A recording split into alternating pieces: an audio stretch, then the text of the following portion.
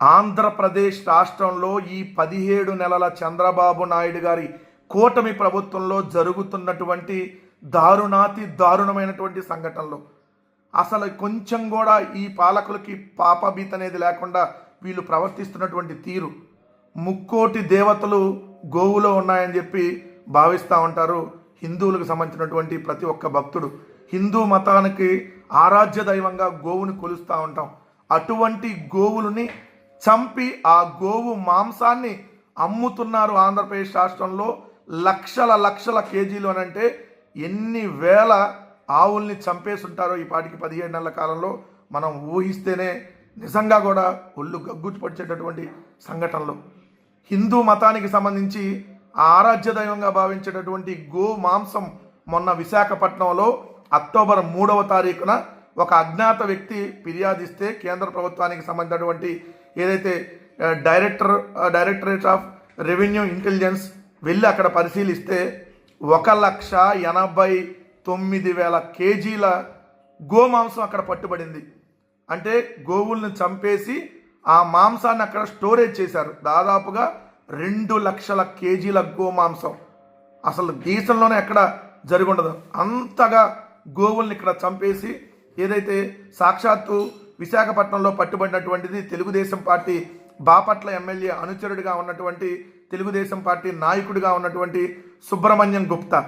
ఇంత జరుగుతున్న ముఖ్యమంత్రి చంద్రబాబు కానీ నా సనాతన డ్రామా ఆర్టిస్టు పవన్ కళ్యాణ్ కానీ ఈ బీజేపీ నాయకులు అయితే అసలు ఉన్నారో చచ్చిపోయారో తెలియదు. ఆంధ్రప్రదేశ్ రాష్ట్రంలో ఒక్కళ్ళు కూడా మాట్లాడినటువంటి పరిస్థితి, ఇంకా వాళ్ళని వెనకేసుకొస్తున్నటువంటి పరిస్థితి కనపడతా ఉన్నాయి.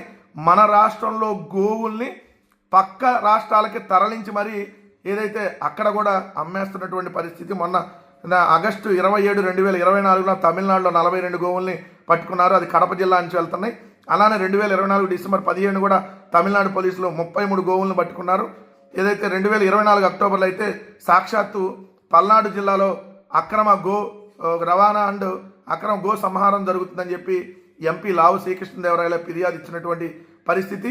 హోంమంత్రి అనిత అనుచరులుగా ఉన్నటువంటి వాళ్ళు ఎక్కడైతే అనకాపల్లిలో చారిటబుల్ ట్రస్ట్ పేరున పశువుల అక్రమ రవాణా చేస్తున్నారని చెప్పి ఆల్రెడీ ఫిర్యాదులు అందినటువంటి పరిస్థితి. ఏదైతే గోమాంసం ఎగుమతి కేంద్రంగా ఆంధ్రప్రదేశ్ రాష్ట్రం ఏర్పడింది అనేది ఈ 17 నెలల కాలంలో స్పష్టంగా కనపడతా ఉంది. తిరుమలలో అయితే 3 నెలల్లోనే 100 గోవులు చనిపోయినటువంటి పరిస్థితి. కానీ చీమ కుట్టినట్టు కూడా లేదు ఇప్పుడున్నటువంటి ఈ కూటమి ప్రభుత్వానికి. ఒక్కడంటే ఒక్కడు కూడా నోరు తెరిచి మాట్లాడినటువంటి పరిస్థితి. ఇంకా వాళ్ళకి సపోర్ట్ చేస్తూ ఉన్నారు. ఇది ఒక ఆర్గనైజ్డ్గా గోమాంసం అనేది గోవుల్ని చంపి ఆ మాంసాన్ని ఒక ఆర్గనైజ్డ్గా ఒక పెద్ద మాఫియా ఆంధ్రప్రదేశ్ రాష్ట్రంలో ఈ కూటమి ప్రభుత్వం ఆధ్వర్యంలో ఏదైతే ఈ గోమాంసం అమ్ముతున్నారనేది వాస్తవం. రెండవది, వీళ్ళు హిందూ మతానికి సంబంధించి ఎన్ని రకాలుగా అపవిత్రంగా అపచారాలుగా మాట్లాడారంటే సాక్షాత్తు ముఖ్యమంత్రి జంతువుల కొవ్వు పంది కొవ్వుతో చేసినటువంటి లడ్డుల్ని ఏదైతే వెంకటేశ్వర స్వామికి పెట్టారని చెప్పి నీచంగా ఉన్మాదిలాగా మాట్లాడినటువంటి తీరు మనం చూసాం. సాక్షాత్తు ఉప ముఖ్యమంత్రి ఏదైతే 1,00,000 లడ్డుల్ని జంతువుల కొవ్వు పంది కొవ్వుతో తయారు చేసి అయోధ్యకు పంపామని చెప్పి ఉన్మాదంగా దుష్ప్రచారం చేసినటువంటి పరిస్థితులు చూసాం. అసలు వీళ్ళకి ఏమాత్రం కూడా పాపభీతి లేదు. ఇప్పుడు కూడా ఇన్ని రకాల ఘోరాలు జరుగుతూ ఉంటే గోమాత నీకు రక్షణ ఏది అని చెప్పి ఈరోజు ప్రతి ఒక్క హిందువు కూడా అడిగేటటువంటి పరిస్థితి ఈరోజు రాష్ట్రంలో ఉన్న ముఖ్యమంత్రి కానీ పాలకులు కానీ ఎవ్వరూ కూడా దీని మీద కనీసం స్పందించట్లేదు. కేంద్ర ప్రభుత్వంలో ఉన్నటువంటి బీజేపీ ఇక్కడ రాష్ట్ర ప్రభుత్వంలో కూడా భాగస్వామిగా ఉన్నారు. మరి ఇక్కడ రాష్ట్ర ప్రభుత్వంలో మరి నాయకులు ఉన్నారో పోయారో అసలు తెలియనటువంటి పరిస్థితి. ఒక్క బీజేపీ నాయకుడు కూడా మాట్లాడట్లేదంటే ఈ రాష్ట్రంలో ఎంత దారుణమైనటువంటి పరిస్థితులు ఉన్నాయో కళ్ళకు కట్టినట్టుగా ఇన్ని ఘోరాలు జరుగుతున్నా కూడా ఎవరూ మాట్లాడట్లేదంటే అసలు మనం ఏ పరిస్థితుల్లో ఉన్నామో ఒకసారి ప్రజలను కూడా ఆలోచించండి. ప్రతి ఒక్క హిందూ భక్తుడు కూడా ఈ జరుగుతున్నటువంటి ఘోరాల మీద స్పందించి ఈ ప్రభుత్వాన్ని నిలదీయాలి. అప్పుడన్నా ఈ ఘోరాలు తగ్గేటటువంటి అవకాశం ఉంటుంది. లేకపోతే ఇంకా విచ్చలవిడిగా చేస్తారనేది క్లియర్గా కనపడతా ఉంది.